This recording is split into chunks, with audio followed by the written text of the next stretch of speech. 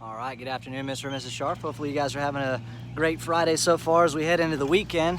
Just wanted to get out here and get you guys a quick little video update on the house, show you what we've been up to, show you what we're looking forward to next week as far as completing on the house. As you guys can see, your siding is complete. I think one of the questions I always get about this point in time is the siding color. So this is all raw hardy board that you guys see right here, so don't be alarmed.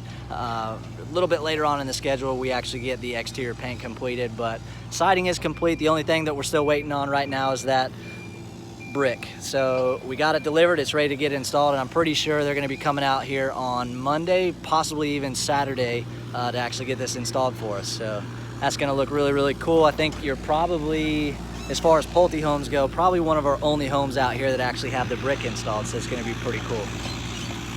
As you can see right now, we got the excavator out here. He's actually covering the trench that was sitting there. We have to dig in all of your electrical laterals, so they are just burying the conduit over there. It's a pretty deep little trench that they got going on over there. So that's actually gonna get us ready for our permanent service inspection. And what that is essentially is we bring the municipality out here, and they are going to come inside, and essentially what they're inspecting is all the electrical on the inside. Really what they want to make sure is the house is safe enough to release power to the house. So we don't want to have any, exposed wires or anything like that. So if I came into the house and all these wires that we see right here, if those weren't wire nutted and taped like you see there, I would essentially fail that inspection. So that's the type of stuff I'm checking prior to calling that inspection in, because obviously I don't want to waste the inspector's time when he comes out here. So as you can see inside the house, we've got the trim complete.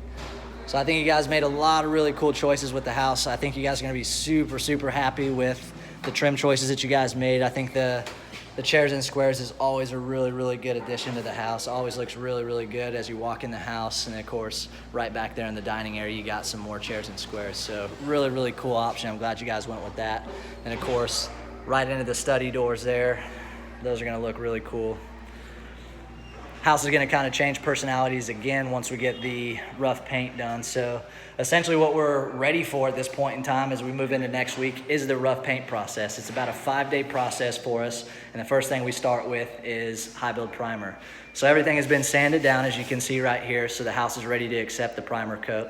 That's a complete 1-day install for us, so they'll be in here probably all day on Monday completing that for us. Hopefully, if I can get that inspection called in, I can beat the high build primer guys so I can get the house inspected. But if not, I'll get the permanent service inspection done afterwards.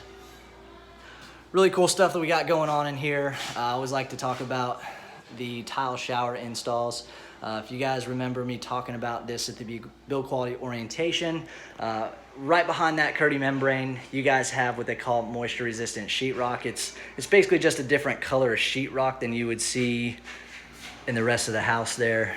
It's always good to have. It's just an extra layer of protection behind your Kerdi membrane. So essentially this Kerdi membrane is kind of like the house wrap on the house. It's that second line of defense on the house past either your tile or your siding.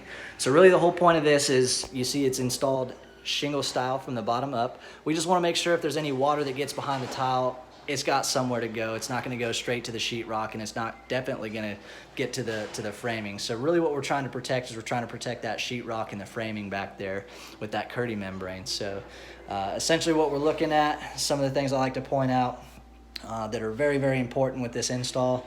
Obviously you like to make sure that the Kerdi is installed properly, checking their overlap. But I think one of the most important things, I think one of the most common things that a lot of homeowners see with these type of installs, you see it after the fact all the time in homes where you start to get some mold or mildew or rot right there on the left and right side of your tubs. And the whole reason that typically happens, especially on a tile shower, is these little guys right here. It's so hard to see, but there's a little bit of an indent right there in the shower. We want to make sure that when they come in and install that tile, that this little weep hole, is what we call that, is actually free and clear of any silicone or grout. It's very common, that when they come in and silicone the bottom of the tile all the way around the shower or the tub pan here, they'll go ahead and fill that little weep hole right there. So when we come in and tiles installed, that's something I'm always looking for. I want to make sure that that's free and clear. The reason being is if water gets behind there, we want want somewhere for that water to go, right? We've done all this work. You know, you got the tape that's underneath the Kerdi membrane there over the top of the flange, and you got the Kerdi membrane that goes over the top of that. We want to make sure when that water hits that flange, it's going to run all the way over here. It's going to hit that weep hole, and it's going to go back down into the shower or the tub. So we want to make sure that those are nice and clear, and water's not going to get to the outside of your tub. So kind of a quick little tip and something I'm always looking for when they do their tile installs. But let's get you guys over into the kitchen and great room area. Things are going pretty well out here. We got the sink delivered, ready to go. The only thing that we're a little bit behind on right now is our cabinet installs. We're having some delays from MasterBrand right now. But that really doesn't slow us down too much in construction. We just go ahead and install the trim, and we do the rough paint, and then the cabinets get delivered, and then we'll install the cabinets, install the sink. So it really hasn't impacted us too much. We're able to kind of work around it. It definitely hasn't impacted our construction schedule as far as closing time frames go. But if it looks a little odd, if you're used to, you know, construction, that's something that you would typically see installed next after your trim, or prior to your trim going in, as your cabinets get installed. And then before we go into rough paint, they would just cover them with plastic and stuff, and then go ahead and go into rough paint. But a little bit different. We'll have the cabinets installed after rough paint gets done. Of course, over here in the master bedroom, again, you got the tray ceiling here, the one-piece crown.